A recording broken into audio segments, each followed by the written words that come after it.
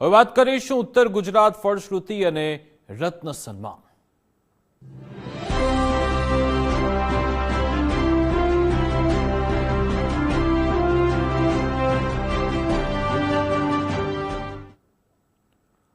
તો Gujarat ફર્સ્ટે studio on વ્હીલ્સની શરૂઆત કરી છે. સ્ટુડિયો ઓન વ્હીલ્સની શરૂઆત ઉત્તર ગુજરાતથી થઈ અને આ સફર જે ખેડવામાં આવી એની સફળતાની ફળશ્રુતિ જોવા મળી, જેમાં ઉત્તર ગુજરાતમાં 26થી વધુ શ્રેષ્ઠીઓનું સન્માન કાર્યક્રમ યોજવામાં આવ્યો હતો. આ તકે વન અને પર્યાવરણ મંત્રી શ્રી પ્રવીણભાઈ માણી ઉપસ્થિત રહ્યા હતા. તેમના હસ્તે જ 26 કરતાં વધારે શ્રેષ્ઠીઓનું સન્માન કરવામાં આવ્યું. ઉત્તર ગુજરાતને મહેકાવતા મહાનુભાવોનું સન્માન કરવામાં આવ્યું હતું. મહેસાણાના 26 રત્નોનું મંત્રીશ્રીના હસ્તે સન્માન થયું.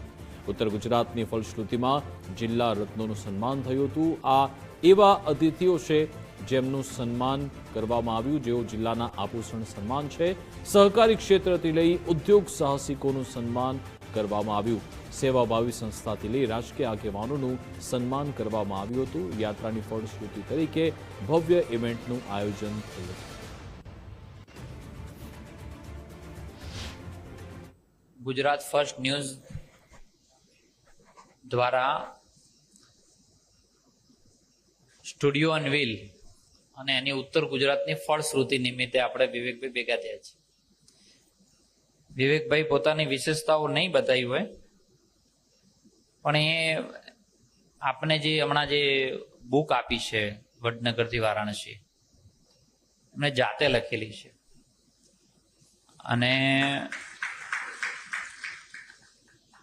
એની સાથે સાથે એમને મોર દેન 300 મંદિરોનું ડોક્યુમેન્ટેશન કરેલું છે.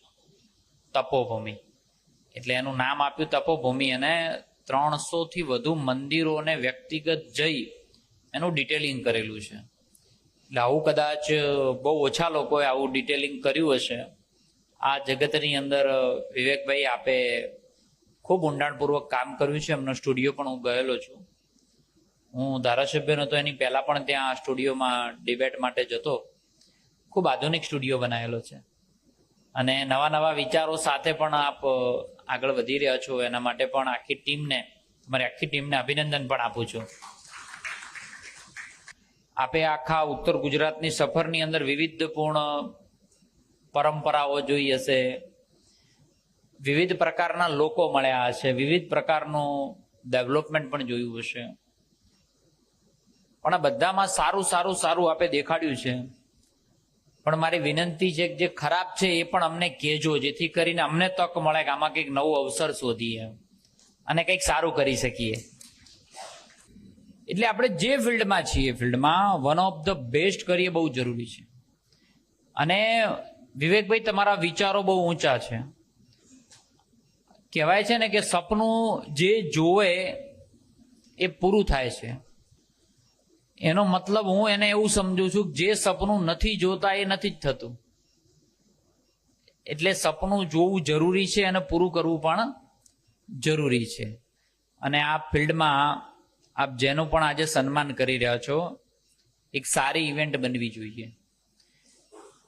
અને જે લોકો આજે અહીંયા સન્માન લઈને જઈ રહ્યા છે, તમારી ઉપર હવે વિશેષ જવાબદારીઓ વધી ગઈ છે કે તમને અહીંથી સન્માન મળ્યું છે એટલે આ ઉત્તર ગુજરાતના તમે હવે બ્રાન્ડ એમ્બેસેડર થઈ ગયા છો.